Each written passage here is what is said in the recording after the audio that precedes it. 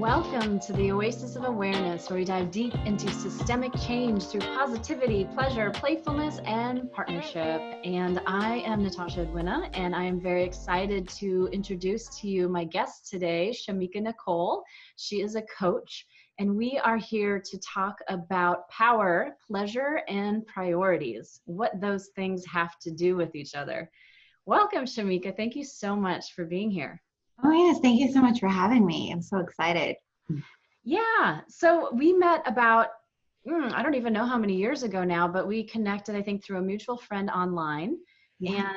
And that was before we had to only meet friends online. And so we're used to this. We've been doing this thing for a while. And I think having some similar like-minded energies, and one of the things that we have in common is we both run in a large tribe of women who are not afraid to use the word pussy.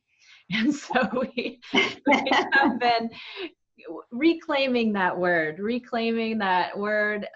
taking our power back, and changing the narrative around that word being vulgar, and really showing the beauty of what it should be implying. And so I know you do a lot of work with both women and men, and you do a lot of work with, well, let's say the divine feminine, and that divine feminine can be defined very broadly. But tell us a little bit about how you got into the work you do, what sorts of things that you do, and your thoughts on all of this. Oh my God, that's such an open, loaded, like, what? Where do I go from there? Where do I go from there? But how beautiful is it that we can say the word pussy, like just in casual conversation, not attaching any shame or guilt to it. It's just like pussy right there in the middle of the sentence. So for me, how did I get started? That's a good question. Everybody always asks that, but it's always like one thing led to another thing, right? And then we start peeling back the layers and we realize like all these things that are going on in our own experience. Usually we start with ourselves first, right? And so I can't even begin to say, I just knew like, I felt like I had this wild woman, right? Not wild in the sense of what most people would think of wild, but just like, there was this energy that was in me that was showing up in relationships where I felt like I wasn't being seen or heard. And it was like, I kept suppressing it, thinking there was something wrong with that side of me. And then I later realized that there was something wrong with the program that I was trying to fall into, which was it was almost like a Stepford wife that I was playing for a long time in many relationships. And as I began to dismantle that and free myself, I began to then teach it and realize like other women were doing the same thing. And how can I help them show up? How can I help them like step out of their program and really play full on? And so, the more I asked, the more I did the work for myself, the more I taught, and the more things kind of came into alignment, and it grew and it snowballed, and here we are. So.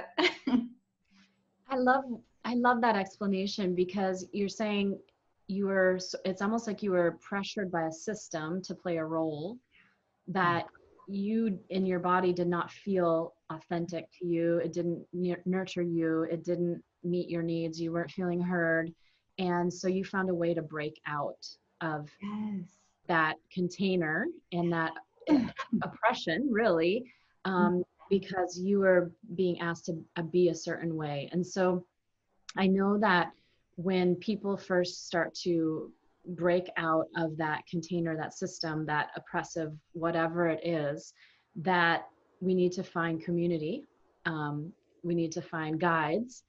And there can be a little bit of backlash, and maybe that's maybe that's a little bit is understatement. There can be a lot of backlash.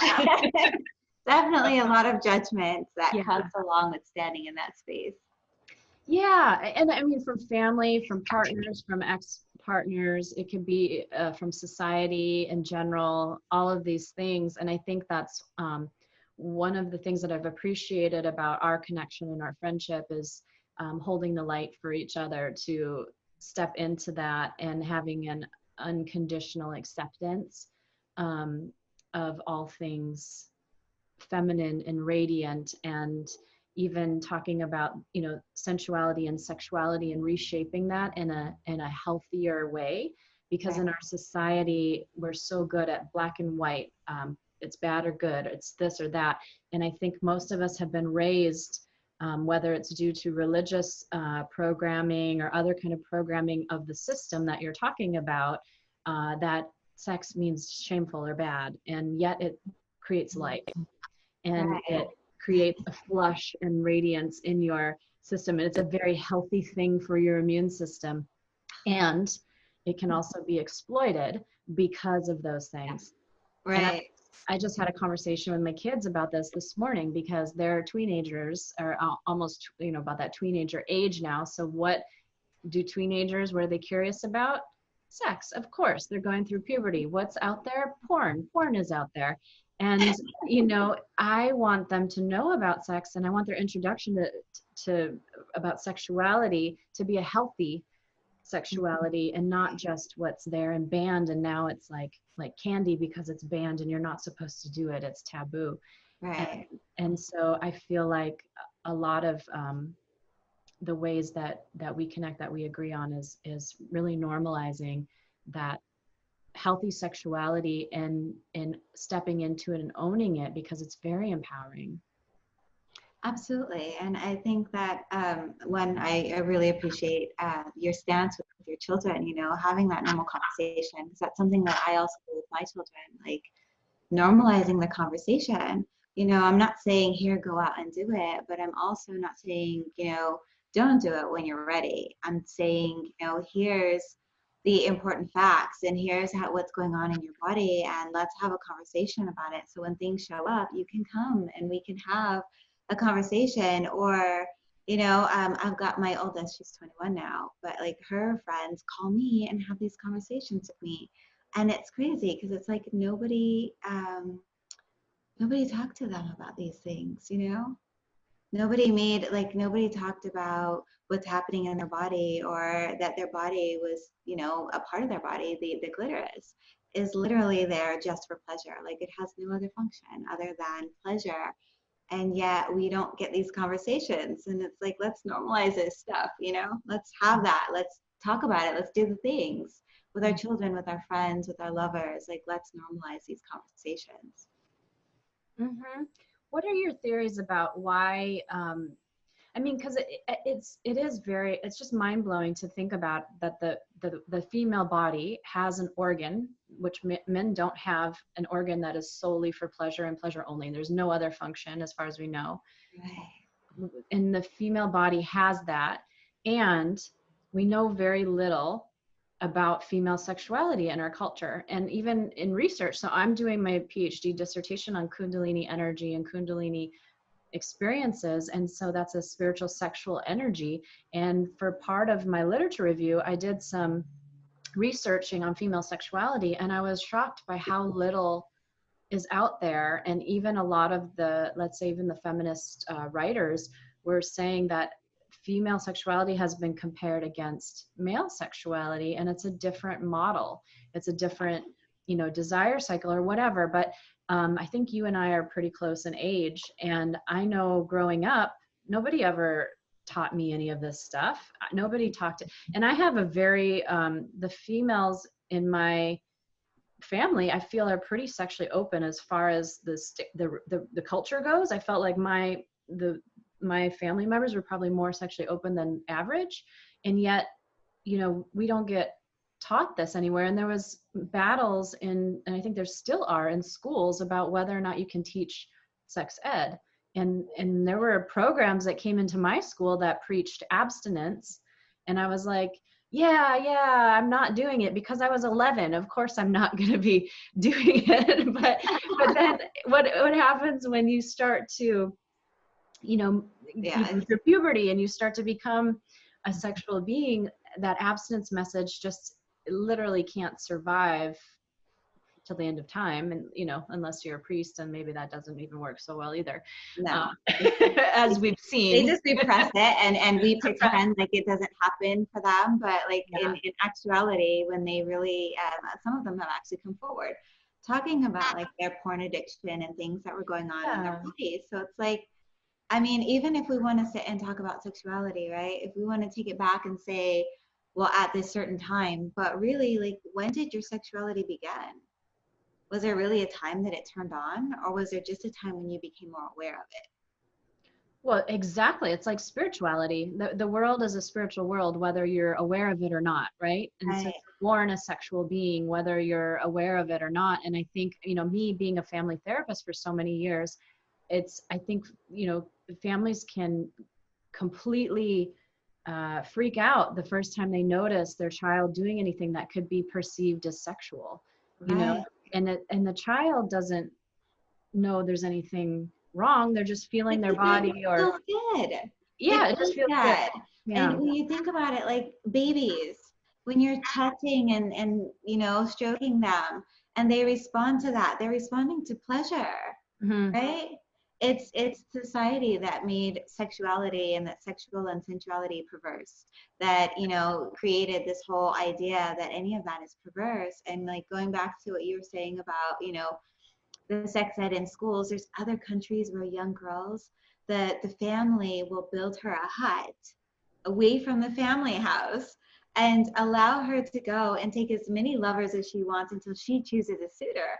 But yet here in like, Western society, it's taboo, and we have words like slut and hoe and all of these things that are being attached to women and not being taught about our pleasure. I mean, like going back to childhood, going into sex ed, the anatomy books never had the clitoris listed. I don't know if you ever noticed that, but like the clitoris wasn't listed. There was no discussion about a male's penis has 4,000 nerve endings, but a woman's clitoris has 8,000, and its primary function is pleasure. It was more, don't have sex until you're married, and Hmm. all of these other things that we were taught in all of these programs that just my little wild heart did not sit with. Like it just didn't work. Yeah, and it was the energy around it, I think, because if the person who's teaching it is uncomfortable with it, you're going to pick up on that energy and not Yeah. actually what they're saying, right? And again, it goes to say, like, it's society that makes it perverse, and it's the adult that interprets the young child as being sexual or coming on to them that is the problem, rather than what the child is actually doing, enjoying their body or whatever else. Right. And so we see the problems in the system. It's these systemic dynamics, and people that can think for themselves and follow their, like, you call it your wild heart, but I think it's really also following your guidance system, and really sussing out what is healthy ultimately Yeah. for you and for others. How can you honor yourself and honor others' boundaries as well? Yeah. And from what you said too about the other cultures that will actually build them a hut. I remember reading about this when I was reading about patriarchy, that there is one culture. I don't know if I think it might be an island culture that is matrilineal, and so it is organized through the matriarchs, and they said there's no illegitimate children in the society, because they have their daughter who's coming of age, and the family prepares a dinner for her and her potential lover, and she gets to choose who that is. And if they get along well during the dinner, then they prepare a special room for them, and they have their own room in the house. And if they get along nicely, then he can live with the family and move in, and they have a nice romance. If a child comes of that, he doesn't have the traditional father roles that in our society, in our patriarchal culture, would have. That's the brothers. It's her brothers and her uncles and her father that help father the child. So it's whoever the males are in the female's family that actually raise the child, so that there are no fatherless or motherless children. Wow, that's interesting. Like that's really interesting. And then if the relationship goes bad or the sex isn't good anymore or whatever else, I don't know what happens, how these relationships end in this culture, but he just goes. He goes about his, you know, his way. They keep the child, and then she brings in another lover at one point. I wonder if we're talking about the same exact, like, you know, maybe we read different articles on the same exact thing Culture. because, yeah, because the one that I was reading, it was something similar.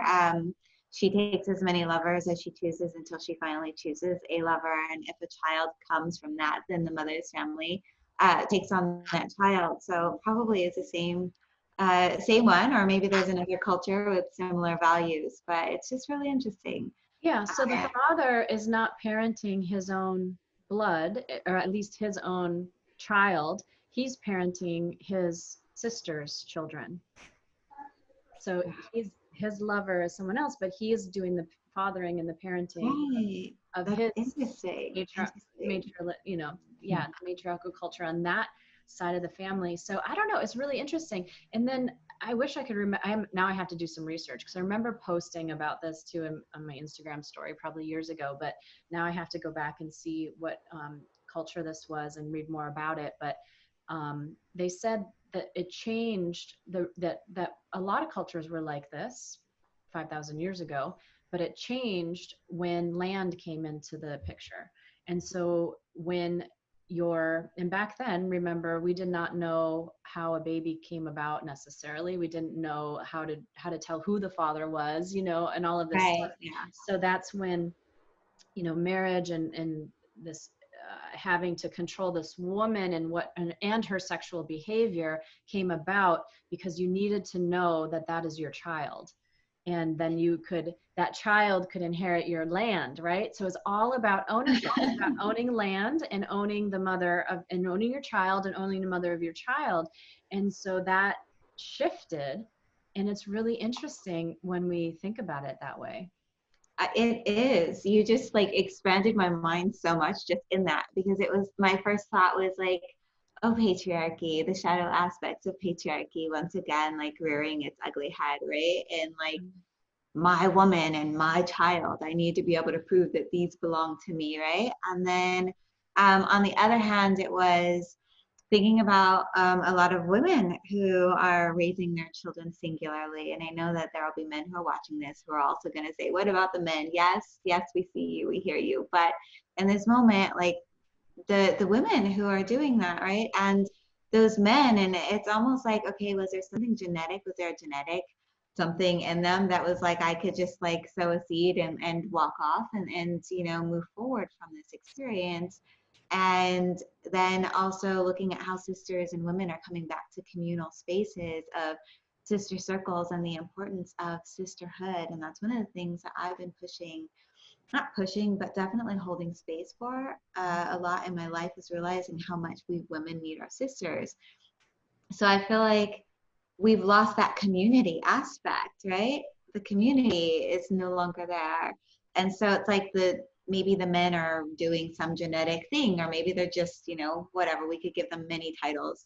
We're not gonna go there, right? But we could give them many titles for why they're doing what they're doing. But just kind of wondering if that's like what's playing out, is that we no longer have that community that's helping, that village that's helping to raise the children in a sense. And yet here we are with, you know, these men who are leaving in this way, and we're kind of off balance. I mean, we knew that we were off balance, but just my mind is like going now. It's like trying to connect all these dots and like, what's happening?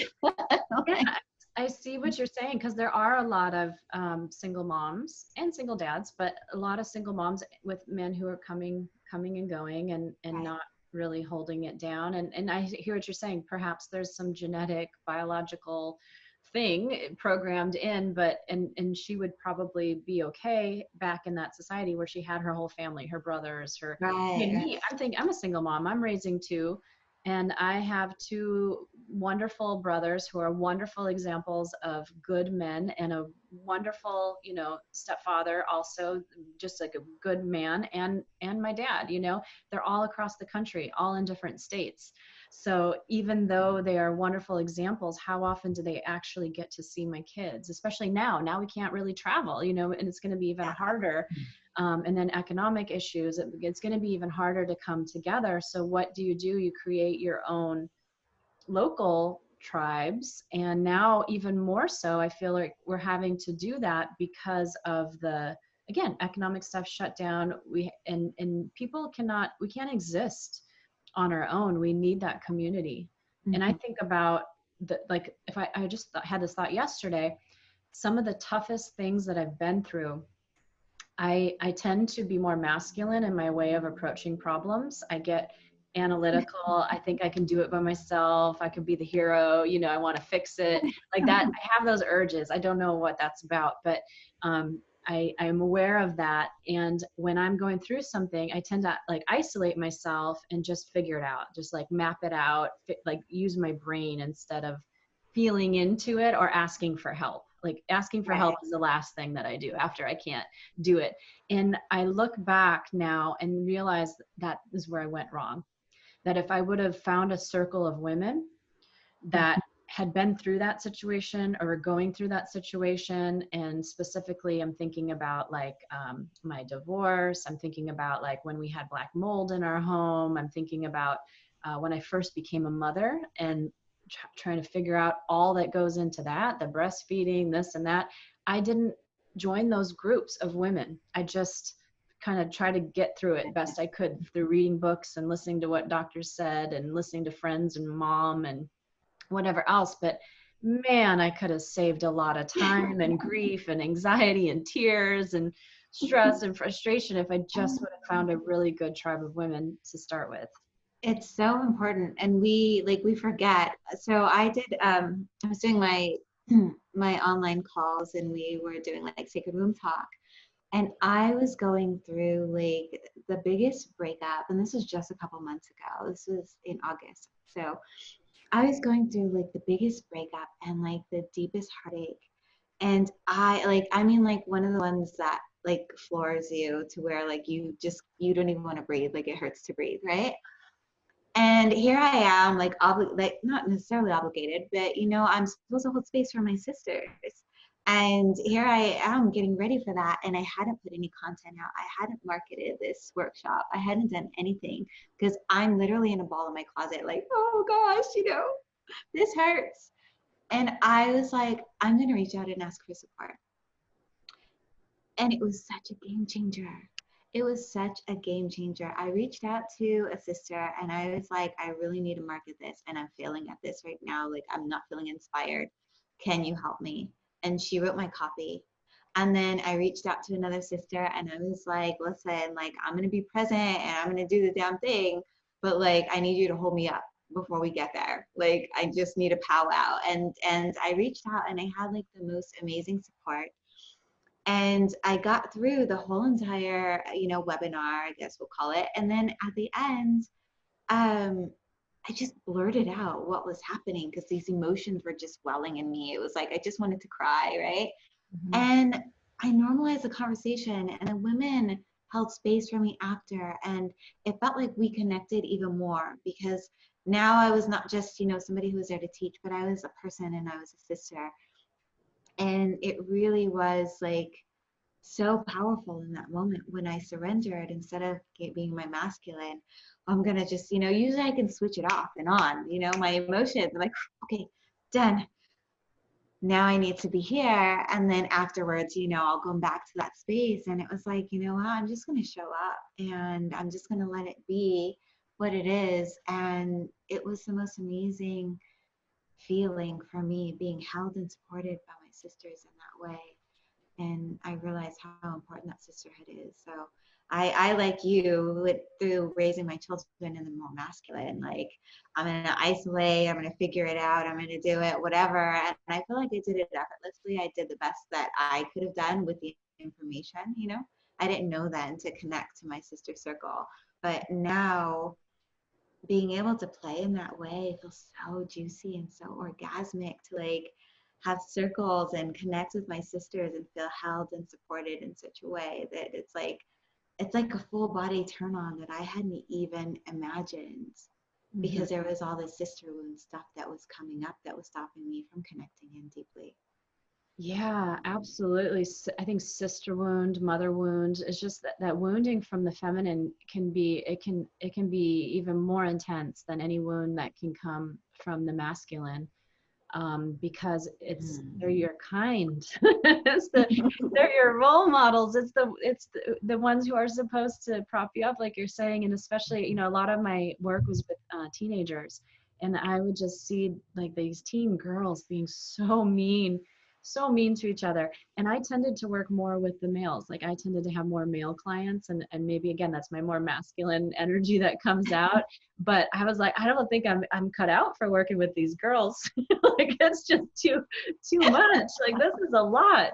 How does it get like this? And I think again we look at a system that programs women to look at each other with jealousy or envy, or to target, or like some sort of scarcity mindset, like they ought to be fighting for the rooster or something like that. I don't know, what that's about, but I think it's so subconscious. And then It starts so early yeah, too, it starts so early.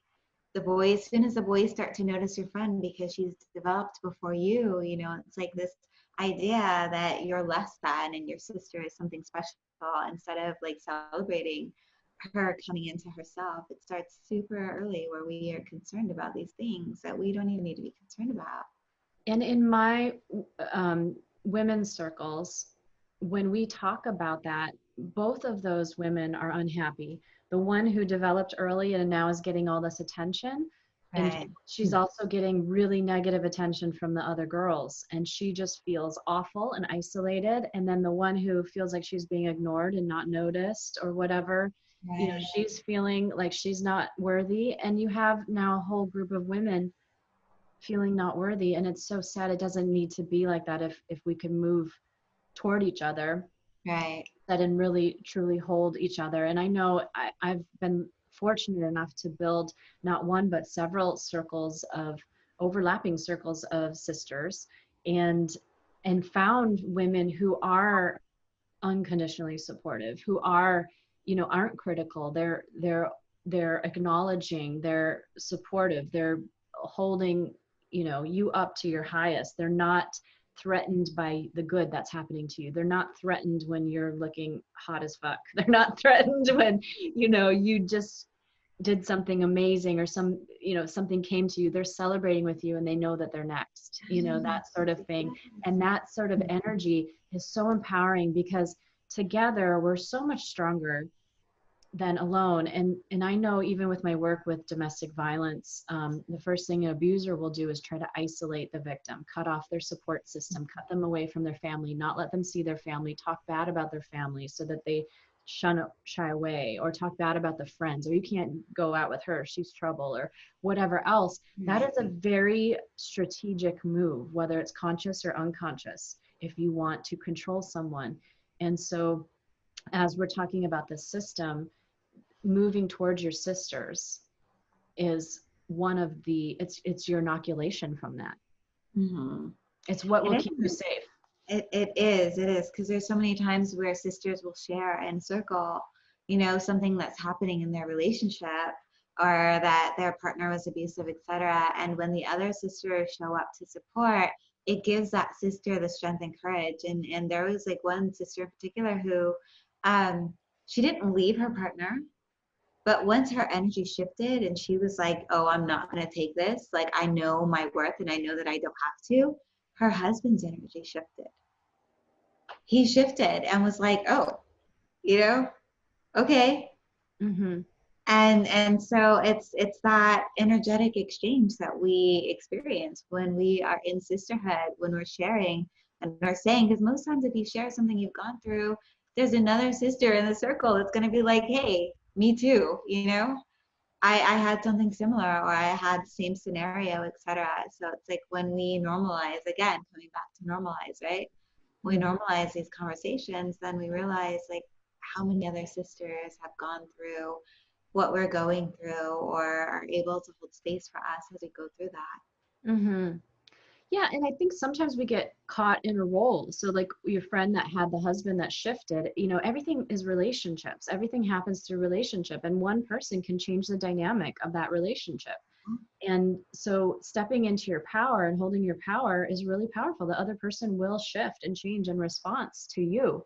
Yeah. And I had a boss once who was a bully, and I knew that this boss was a bully, and I sort of played the role. I was like, oh, she wants to be a bully. Okay, I'll be her, person or whatever. I'll be her target or whatever, because I'm strong. I don't, it's like whatever, I can handle it. So I thought, if I just play along, I can get in there and get out. Like I can just, let it be, like do whatever she's got to say, her thing, and then I'll go. But the more I did that, and if I like walked into her office kind of like this, or like my shoulders hunched or whatever, the more of a bully she became, and I was like, okay, that's not working. Like, let's try something else. Okay. So, and at this time I was having some family issues too. So I was working with a bioenergetics therapist actually, who works with energy and in physical body structures. And so we were doing a lot of like physical movement. So I said, okay, I'm going to walk into her office with my shoulders back and like, posture confident. I started doing a lot of like really good eating and exercise, that I was starting to feel better, feel more grounded, energy is better. And I would walk into her office like that, and I didn't care what she said. And I would not like I would argue with her, but I'd give her a little pushback if something didn't seem right, and sure enough, she started to back off with that energy shift. And I was like, wow, this is pretty powerful. Like, this is pretty powerful that you can shift that dynamic. It is. It is. It's so interesting how that works, right? Like Mm-hmm. people are treating us in ways, and they're responding to our energy. They're responding to our energy. And so if your head is down, and even when it's unconscious and they don't even know, like Mm-hmm. she probably wasn't even consciously aware that your No. posture is what was making her feel like she could bully you. But yet she was essentially in a way reading the energy and was like, oh, this person feels small. And Mm-hmm. because this person feels small, I feel really big and I could do whatever the hell I want. Mm-hmm. And oh wait, no, this person feels big now. Mm-hmm. I can't say that to this person now. I have to respond in a different way. And I always teach like my clients, I'm like, when you shift, people in your life sometimes are going to give you a little bit of pushback because you're now appearing different and they're used to treating you a certain way. And when they can't, they're like, wait, like what just happened here, you know? Mm-hmm. So it's interesting dynamic when we shift our energy and we show up differently. And I even like social media, how people can feel that Oh through yeah. your pictures, right? Yeah. Yeah. I have warned my clients of this when they work with me and we start to shift, because a lot of my work is empowerment, right? And so when we start to shift the way that they show up in their relationships and they take their power back, I say, you're going to get pushback, or we try to change your relationship, you're going to get pushback. So expect it, Yeah. and have that be your first sign that you're doing it right. Because if you're getting some of that resistance, it means Oh, that you're cutting out. oh no. Um, how It about was just a second when you okay. said have that and then you cut out. Okay, do you remember that time we were talking on the phone? It was like a really powerful conversation about divine feminine, and the phone just went out, and no matter what we tried to do, we could not reconnect. Do you Yeah. remember that? Yeah. That was crazy. I've had stuff happen like that, but not to that extent. Like sometimes it just universe is like, Yeah, it's like when we're raising the frequency and we're speaking about the things that need to be heard, it's like, wait, I know, because we were like, oh, we're going to talk about pleasure and power and you know all these things, and then as the conversation is going, the internet is like, wait.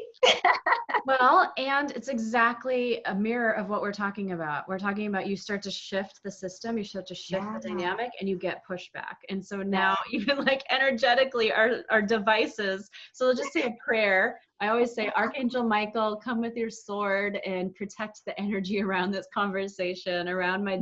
devices, so that everything flows and nothing is Oh, getting in that the is a way. good one. That's a good Yeah. one. I'm gonna have to say that as well. I've Yeah. had several times where when I get on and I've been doing a lot of meditations on Mondays with gratitude. Mm-hmm. And when I do gratitude and love, literally I get kicked out of my own Zoom meeting. It's like, boop, it boots me out and I have to come Oh, back in and I'm like, oh, okay. interesting.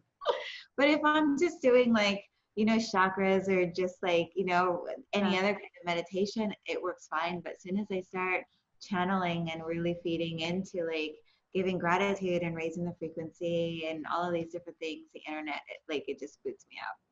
Well, okay, because it's an energy, and so our devices run off of an energy wave. Right. And so what I learned, so I'm taking this energy medicine and human biofield course right now in my PhD because I needed a course that I could take over the summer while I prepare for dissertation. And I've always wanted to take this course. And I'm like, oh, I'm totally nerding out on some of the explanations of what I've always noticed, right? And known to be true, which is like basically what my whole PhD in mind body medicine is. It's the explanations of why the things that we do work. A lot of us that are tapped into the spiritual. And one of the woman who designed my course, she's not actually teaching it this term, but she created the course shell, Dr. Beverly Rubik. She talks about how the human biofield has these energy waves, and so we put that energy into objects, and then objects put that back on us, and our devices have these energy waves, and they might not be in harmony with ours. So when we do something like love and gratitude, which is so incredibly powerful, it changes the vibration, and now it's like it can knock out some of these frequencies that our devices are running on. Now there's this video that a friend of mine who's also in a PhD for energy medicine actually shared with me. I cannot remember the gentleman's name, but he's been a biophysicist for decades. And he said, we can actually create technology that works in harmony with the body. So rather than be opposing waves that knock each other out, we can, and creates like fatigue and EMF poisoning and all this stuff in our body, that we can create devices that run off of like love, or I don't know. I mean, right. I don't know. Like how nice would that be? Like I'm ordering my new, Apple gratitude frequency. yeah. My new Apple iPhone 16 runs off of love and gratitude. Right. Yeah. Like it's like 432 megahertz. Yes, exactly. But that's what it could be. Like we could power our devices and like amplify our health at the same time. It's possible, because this is how amazing would that be, right? How amazing would that be? Incredibly amazing. I mean, I would rather that than this whole 5G thing we've got going on. That's the thing, and that's the people that are opposed to 5G are just saying, hold up. Like, let's look at the safety first before we roll this out. Like, let's look at the options. Let's look at the alternatives, So right. It's not about being crazy. Like, it's not about being fearful even. It's just saying, hey, no, it's not wise. Like, let's look deeper. Yeah. Let's look into the divine feminine. Let's look into the things that we know and we feel, but we don't have proof for yet. Right. And let's go back to that. I mean, let's go back to, there were many times where women, on their moon cycle were the ones that the tribes would go to and come to for like wisdom. Like, let's go back to our intuition. Let's go back to that space, intuition based, because a lot of people's intuition is speaking up on this whole 5G. And yes, there is some scientific stuff that's actually backing up, what we're saying, but most people are like, that it doesn't feel good for me. I don't want to experience that. Like, let's think about that. Let's talk about that. So, connecting it back to our intuition and how we used to actually listen. Yep. We used to listen. And again, like, I don't think anybody can deny that the divine feminine is rising, that women's empowerment has had a resurgence in the last few years. And so now we have, kind of like this patriarchal world, and then it's like, hold on, let's bring it back into true equilibrium.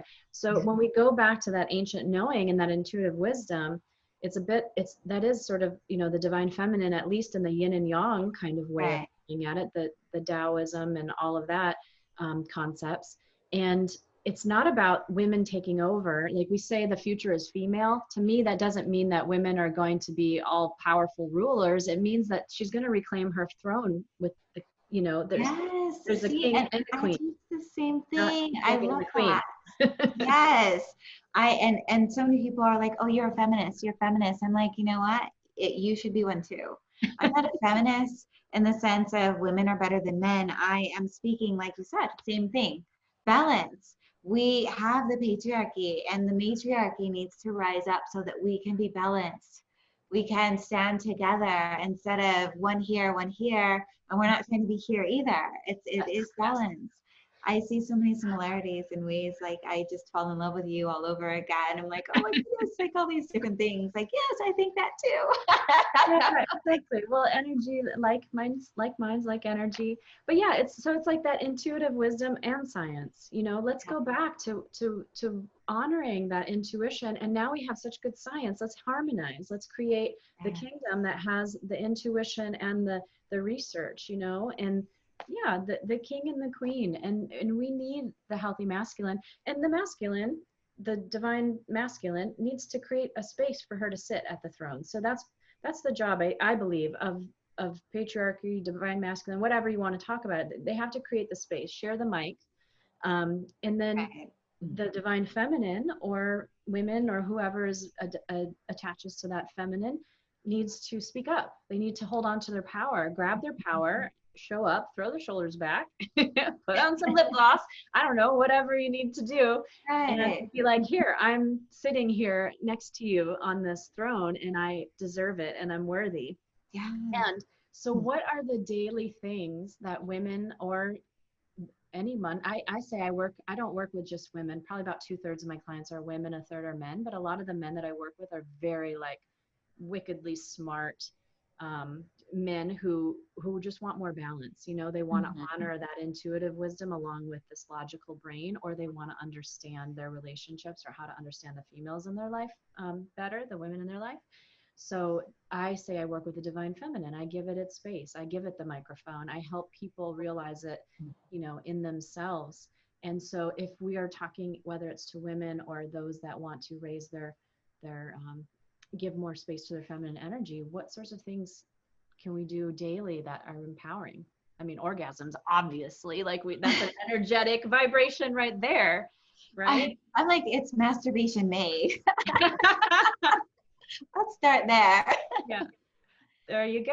Honestly, like, I mean, aside from finding your voice, right? I think that you kind of touched on that, but finding your voice is really important. Coming back to a space of self-love, like what does your body need, and really honoring yourself. Like what can you do for yourself? At least like 2 things throughout your day that you can do for yourself, not for anybody else, because we're always of service to somebody else. And it's like, what can you do for you? You know? Well, that's the priorities part of our topic today, which Yeah. is, it sounds counterintuitive because we're conditioned to have dinner and then dessert. But really, our priority each day should be some form of pleasure for ourselves. And especially now when the world is changing and so weird, we have to hang on to those moments of bliss. Those are literally getting us through hard times. Right. That is what helps us. So yeah, I love that. Like, what are the things that you do? I'm trying to think of the things that so here's the hard part for me. A lot of the things that give me the pleasure and bliss have now been, are off the table because I'm in California. So we're still shut down on a lot of things. So my hot yoga is gone. My sauna is gone. My gym is gone. My exercise class where we do like booty shaking and twerking and all this stuff with all these amazing women is gone. I have a crick in my neck this morning. I woke up in pain, cannot go to the massage therapist, like all of these things and I can't go to the beach. I can walk there, but I can't lay like a goddess on the sand and soak up the sun. But I can do that in the park where there's, all kinds of bugs and a lawnmower is going up. But yeah, so I've made peace with the bugs. A long time, but this quarantine finally pushed me over. Like I was climbing a tree the other day and sitting in the tree. I had ants. I had ants all over. Later, of course, I had like many bites, but in that moment, it felt really good to just like be out and commune. But even though we can't always like get out right now through quarantine, there's still other things that we could do, like yoga steaming, right? I don't know much about that. I've never done a yoni steam. So do you care to share what that process is? I would love to share. So you take different. Well, first of all, you probably should define what yoni is for people. They might not. Yeah. Thank you for that. I know it's like, I just want to assume like everybody knows that. Thank you. So yoni is a Sanskrit word for sacred space. We kind of translate that to the vagina or the pussy, as we like to say, because vagina, as you and I both have discussed before, is sheath for his sword. And so we are taking back our body and our pleasure for ourselves. And maybe we'll share with you. Pussy, like Mama Gina taught me this in her book, Pussy, A Reclamation, that actually it was her, or maybe I heard it in Dr. Northrup's book, but it's about a purse for your jewels. Oh, I love that. You know what? And I looked up the word and I found like in like the 1920s, I think it was a terms of endearment from men to women, as in like puss, like pussy, you're feline like. And so I kind of like that because I really feel kind of like a feline, you know, Yeah. lioness sometimes. So. Yeah. Yoni is another word for. Yeah, so yoni is another word. And so you take different aromatic herbs. It could be like lavender, mugwort. Different herbs have different properties.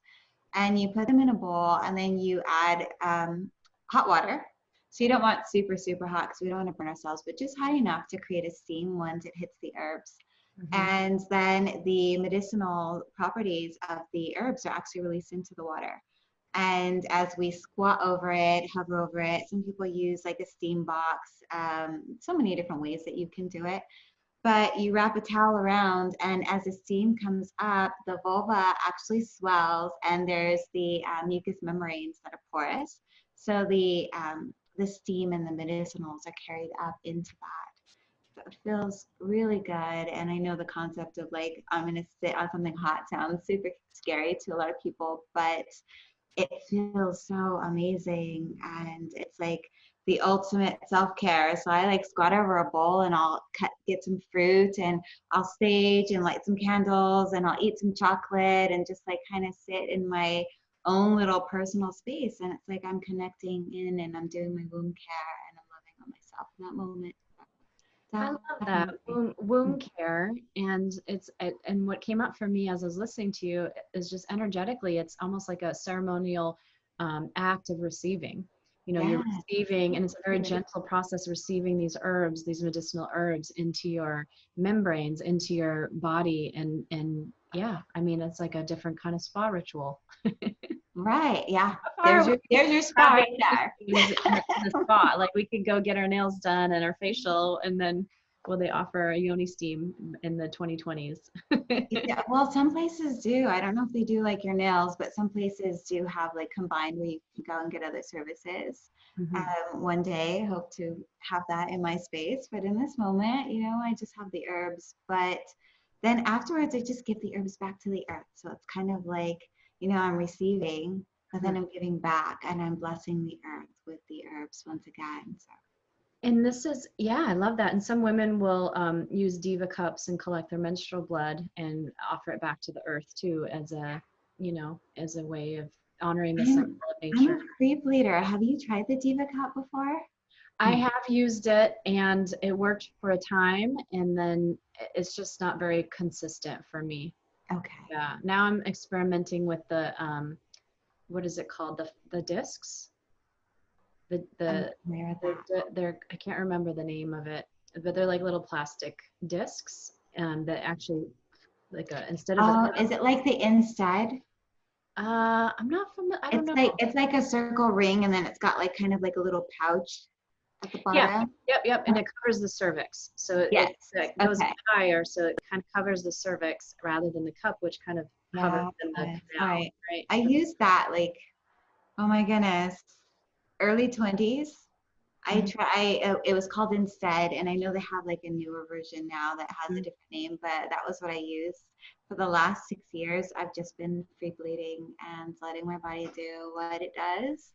And I collect it and then I give it back to the earth. I actually give it to my plant.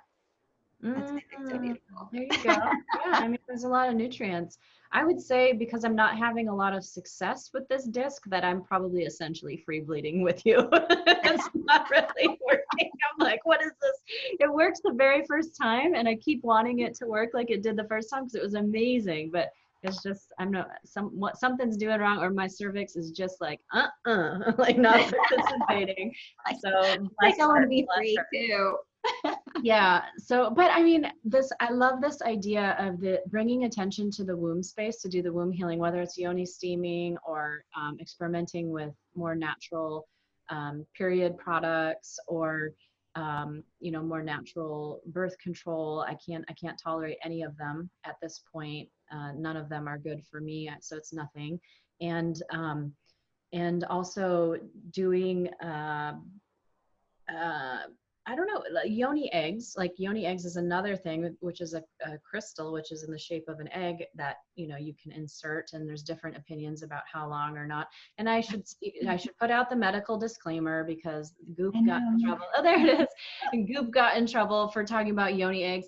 All of this stuff. Chamica's not a doctor, a medical doctor. I'm not a medical doctor. Right. Use your judgment. You consult your providers, your people. If you want to do this on your own, that you're on your own. We're not giving you advice or anything. We're just sharing our experiences. So, but yeah, so there's this researcher, Gina Ogden. She has now passed on. She passed away about a year or two ago, but her research is profound, and it's in a lot of my literature review for my dissertation topic. And she talks about how she was a marriage and family therapist who became a PhD, and she was also a lesbian. And she did a lot of research with female sexuality and female pleasure. And she found that a lot of women were registering cultural oppression in their womb space. And so that could even be sexual harassment. They didn't even, of course, sexual abuse and rape and that sort of thing, but also sexual harassment and objectification of women actually shut down their radiance to the point, and I'm a visual person, so as I'm reading this, I'm seeing like this womb space being like this bright sun, right? And then you get sexual harassment, it's like this. And then somebody objectifies you, and then it's like this. And then it's like this, and then pretty soon you go out of the house and it's like this, because you don't even want to deal with any of the stuff. But what happens now when you want to be in an intimate space with your lover, in your womb space is like this? Right. How long is it going to take for it to get all the way back up here again? And it's not your lover's responsibility to do that. It's nice if they hold the space and explore that with you, but I think it's our own responsibility to, again, hold on to our power and allow that radiance to stay big. And if people are threatening that, to put them in their place, I guess, or do whatever. But I know I was experimenting with my radiance a couple of years ago. So if you scroll back on my Instagram page a couple of years ago, there's lots of bikini pictures, and I throw them out every once in a while too, but I'm not opposed. But I was really just, is almost like a social experiment to see what would happen when I showed more skin, especially being a professional, woman with letters behind my name and all of the, like, what society says that you should be. Like, you're not supposed to be a human then if you're this professional. And so just kind of experimenting with that and seeing how people responded to that radiance. And I would say there was a lot of women that were like, yes, because they either wanted to do it but couldn't because they were very much in their system, or there was a lot of just random men who took it upon themselves to attack me. And I was at the courthouse 3 times that year with temporary restraining orders. Oh my goodness. So it was very threatening. That power of the womb space can be very threatening to a system that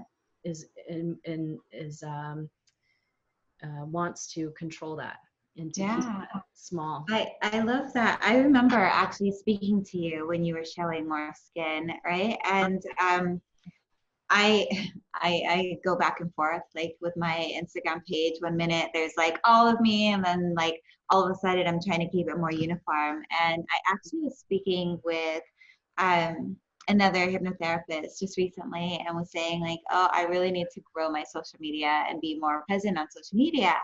But there was this hang up around my social media, and he was like, why? And I was like, because I'm not able to stand in an authentic space, right? Because people keep wanting to put me in this box. Oh, you're a clinical hypnotherapist, you're a coach, you're a yoga teacher, you're supposed to show up, you're doing these things, you should show up this way.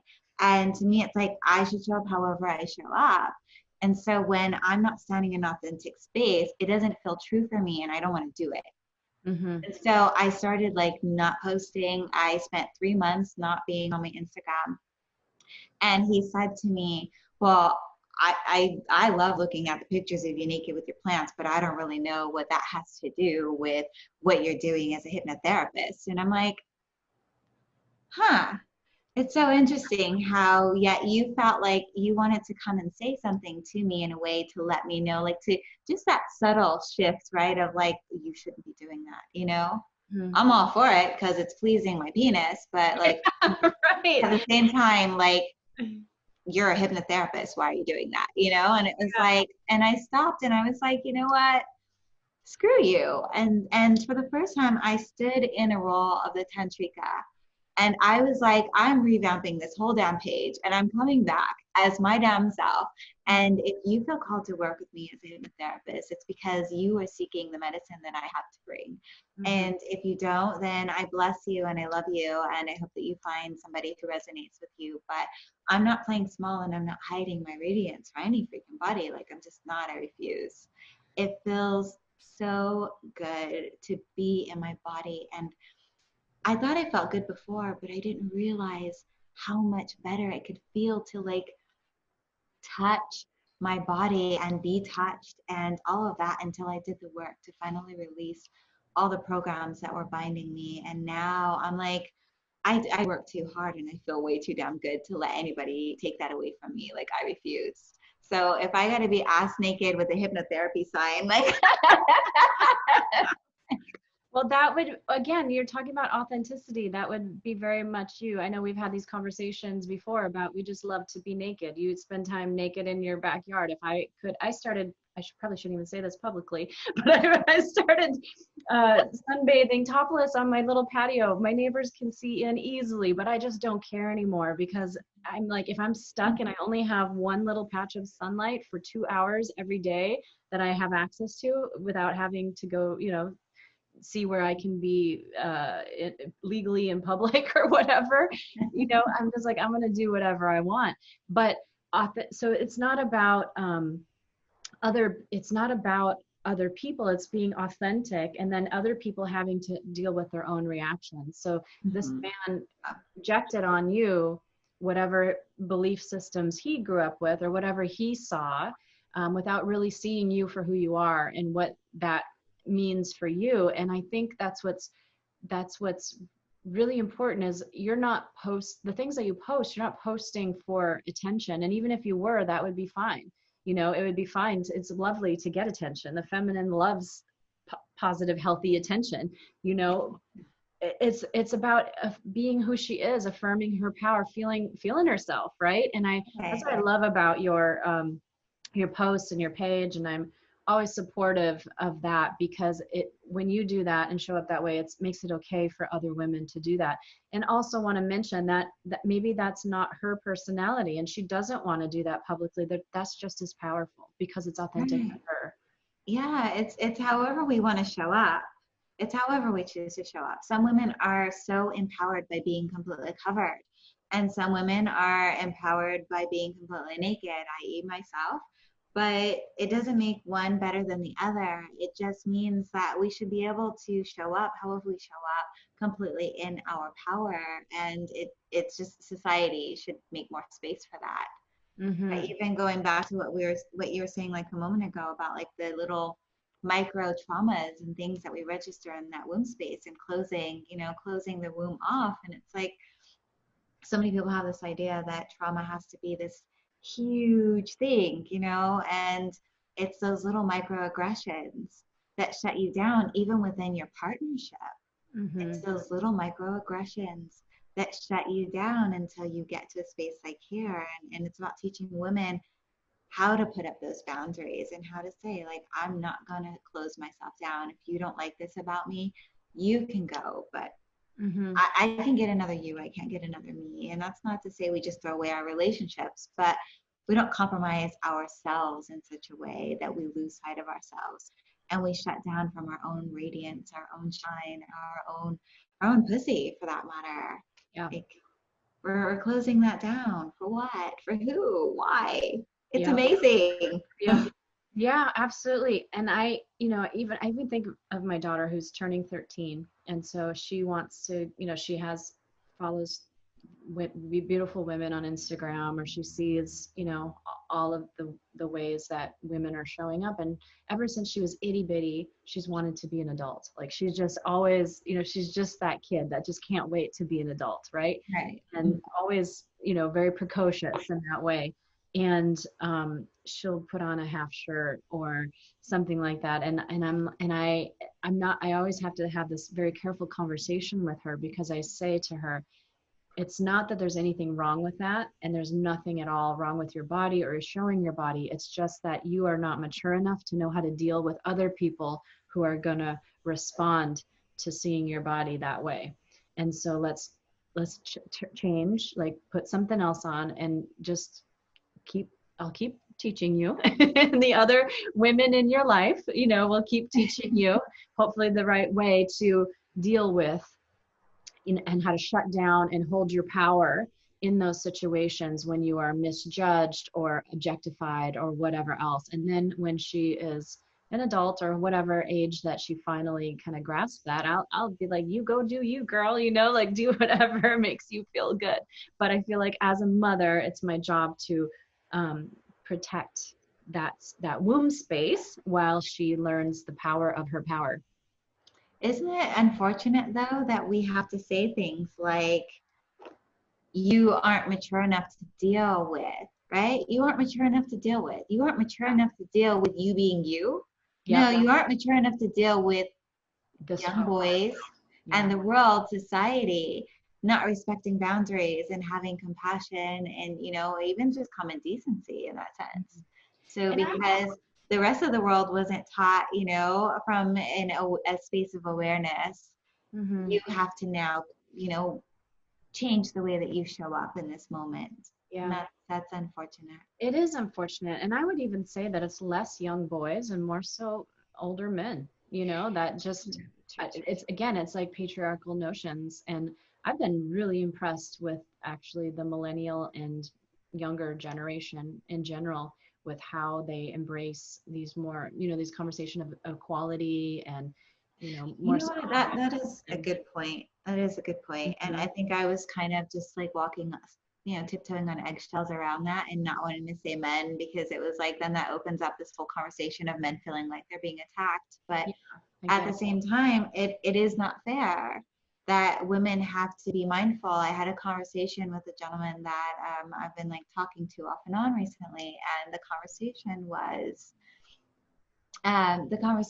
was around like young girls and the way that they show up, and our bodies, because he's got daughters, and so we were just kind of just conversing about daughters. And then actually the gentleman that I'm dating had the same conversation, and it was about women like being able to walk outside at nighttime or going to the store or things like that without the fear of being attacked. And to him, they're both of them had a similar perspective, and it was like, oh, that's for women to like know how to protect themselves, or don't go outside, or don't wear this, or don't do this. And it was like, but that's just the same thing I was talking to you about a moment ago, about policing our bodies and about society as a whole regulating women's bodies. Like, why are our bodies being regulated in a sense of when we can have a child, how we can have a child, what we can wear, what we shouldn't wear, when we can go out, when we can't go out. And, you know, if we want to just take it there, like a rapist has more rights to a woman's body than, you know, if she chooses to abort the child that comes from rape. Yep. And that it's like, what? Like, in what world does that make sense that you can take away somebody's right to choose, force your actions upon her, and then punish her for her reaction to your actions? Yeah, it's basically saying, your body is mine to use so that I can grow a human if I choose to. Pretty much. Yeah, I mean, that's it goes back to the land, right? The land and the child. I just need habits. It's habits that get passed on. And that's why, you know, when we're talking about taking our power back, it's like, let's really feel into this. Let's pause here for a moment and feel into these things that don't feel right. Like, why is it triggering you? And like let's look into this. Is it logical? Does it make sense? What's really going on? And you can you can feel into that. Even I talked about my neck pain today, and I'm running these mind body skills groups, and I was able to process with my group this morning that the last time this neck pain came up, it was an anger, a deep anger about a predator, not the people that were not protecting the vulnerable from this predator. It was the system.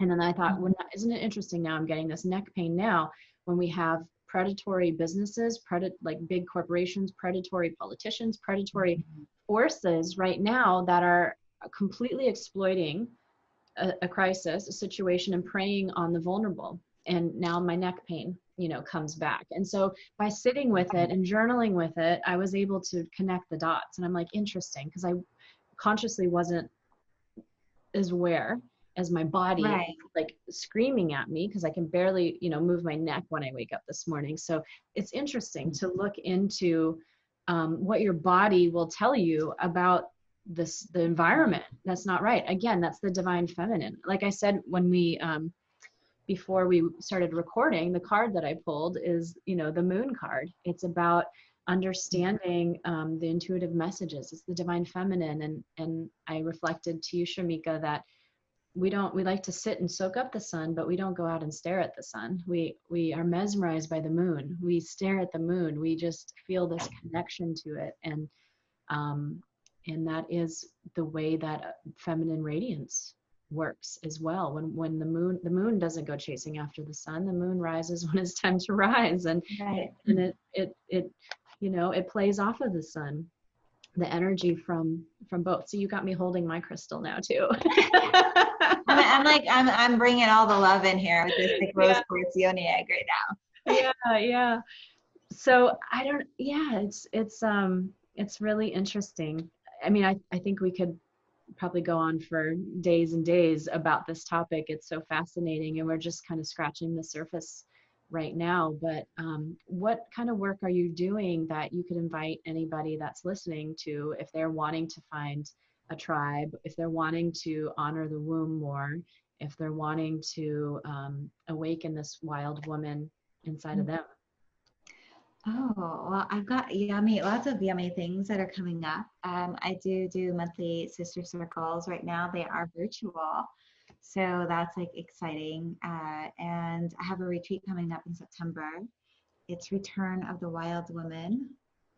My personal work, I always work with clients one-on-one, of course. And I've got my beautiful pussy tea. Oh yes, tell me about the pussy. Hi, I'm like, can you even see that? It's like these lights. I'm like, the lights, it's blinding. Actually, I've got 3 now. So it's like the pussy tea, the pussy potion, and then the pussy passion. And these kind of started from, I do a monthly yoni steam circle. Mm-hmm. If for anybody who's like here in Arizona that wants to come and play with me, like I'm always doing lots of local things. And so we were pouring tea, and I knew like oat straw is one of the amazing components that helps you feel juicy. And so as we're pouring the tea, my partner and I like dubbed it the pussy tea. We're like, let's pour you a glass of pussy tea. And the feedback was so amazing, and it became such a thing that when we stopped doing the circles, I had women still like reaching out and asking me about this tea. Like, that tea made me feel so good. I felt so like juicy. And of course, sometimes when we experience like vaginal dryness or certain things, there's emotional stuff, right? There's the closure that we were talking about. And sometimes it's what's going on in your body. And so, I mean, like fluid wise. Mm-hmm. And so the tea actually helps, but I also put herbs in there to help with like emotional support. Mm-hmm. So like depending on each tea kind of brings different feelings. If you're doing some like pussy magic, pussy potions all for you. But yeah, that's kind of where I'm at right now. I do teach yoga 3 times a week. So you can always find me on bit.ly Monarch Zen and bit.ly Venus Moon. Okay, awesome. And then I'll put your the ways that people can connect with you in the caption too. Yeah, I know. It feels so weird. It's like we know we want to I knew you extended an opportunity to like put my offering out there, but I just caught myself almost feeling like not wanting to, right? Like wanting to scale it down. And it's like, wait, but I'm doing all of these things. And there's so many different ways that women can play with me and men as well. And I need to put that out there. So thank you for that shift. And Yeah, for holding absolutely. space. Claiming your spot on the throne, right? There it is. And I'm curious, Yes, yes. the men that you work with, what brings them to you, and in what ways are they served by your work? I, like you, tend to work with men who are looking more towards like reclaiming that balance with their divine feminine. Mm-hmm. A lot of men who have stuff going on with their relationship, and men who are dealing with their own body issues, who want to like really feel more confident within their body and standing in that space of like the tantrika, but really going deep in like what are the programs. I had no idea until recently how many men experience things that we as women experience. Mm-hmm. It was like so baffling to me. And when I started doing the work, it was like, oh my gosh, men experience this too. And so holding space for them and realizing like they also have issues, around like their sexuality, around their penis. Maybe they were touched on when they were a child or different things like that. And so I do coaching and hypnosis sessions around all of that as Mm-hmm. well. Yeah, and so I want to just, send out some love to all the women who have been maybe harmed by other women or this patriarchal notion, and all the men who have been harmed by these patriarchal notions too, and these systems and these ways of operating. And I really, the men that I've worked with are just beautiful, amazing, emotionally intelligent humans. And a lot of the men that are partnered with my dear friends are beautiful, emotionally intelligent humans who love to create space for a powerful woman, right? They are turned on and attracted by a powerful woman. They want to support her and have her stand in her divinity as well. And so I just want to just feeling that love and gratitude right now, and giving those guys a shout out to say that we see you. There's women that see you, honor you, appreciate you, are so happy for the work that you're doing to heal your own relationship with your divine feminine, so that you can allow more of it in your life, and that connection and these beautiful experiences with the feminine, and start to heal both the masculine and the feminine. Because I think, and maybe you agree with me on this or not, especially being a woman of color as well, is the more oppressed you are, the more you learn how to cope with things, and you get pretty good at navigating things, and you have a lot of wisdom to share. And in some ways, I think women are set up to have more of an ability to get through challenges. And now it's time for the men to learn to learn this, to figure it out. Show up. Definitely. We definitely need balance, because if we have women healing and men not healing, we become off balance, right? And that's like a surefire way for us to end up with matriarchy role, as opposed to there being that king and queen that you brought up. It's like men have to do the work too. We're counting on them to do the work. We're counting on them to show up as well. We don't want to do this work alone. And being an awakened and aware woman, and having partners who are not, it's not exactly desirable for most of us. I must marry a parent. We're not into parenting each other. We can caretake and we can care for each other, but what keeps the passion and the drive and that hot fiery monogamy or polyamory, if that's the way that you're into it, it's about being the king and queen, not the parent. Right. Yes. I mean, when I call you daddy, I'm not calling you daddy because I Yeah. Reclaim that word too. yeah. I'm not saying it in that way, and I certainly have no desire to be your mommy in that way. So let's create that balance within the masculine. Yep. So thank you for acknowledging that and bringing them into this space as well. Yeah. I felt like I was tiptoeing on like, I don't want to exclude them, right? I don't want to exclude them, but I definitely am here for women to say like, I got you, I see you, and I'm here for you. And men who feel called to be in that space, I have you as well. Yeah, Mm. absolutely. And it's a process. We work together, we support each other, we need each other. Feminism is not about excluding men. It's not about saying we don't need men. I don't like that message at all. Yeah, I absolutely adore, the healthy masculine, and so grateful in the ways that it shows up in my life, and desiring of that, in that balance. Absolutely. right. Hmm. I love that you clarified the healthy masculine, because I think that's what it is, the healthy masculine aspect Hmm. that is so needed. That is so needed. Can we have more of that, please? Yeah. It's shifting. It is shifting and getting better. I feel it, although it's been a little messy in the process of this whole transformation. Right. Yeah, so honoring the womb space as we move through, as you step into your power, hold your power. Everybody that's listening, you have some things to consider now.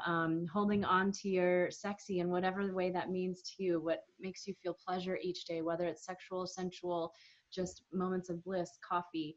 I do my raw cacao every morning. Chamica, I know, loves to talk to her plants and, and post about her plants and all of, you're into that. And maybe in another episode we can talk about your work with plant medicines a little bit more too. And I've been really interested in that concept lately. I But would love that. yeah, thank you so much for making this happen and showing up and being your beautiful self inside and out. And your Instagram, what Instagram do you want to direct people to? Oh, let's say Venus Moon Creations. Venus Moon Creations. Okay, you guys can see Chamica over at Venus Moon Creations. She puts out a lot of great content and related to this subject. All right, till we meet again, goddess. Till we meet again. Thank you Love so you, much. Mucho. All right, bye everyone.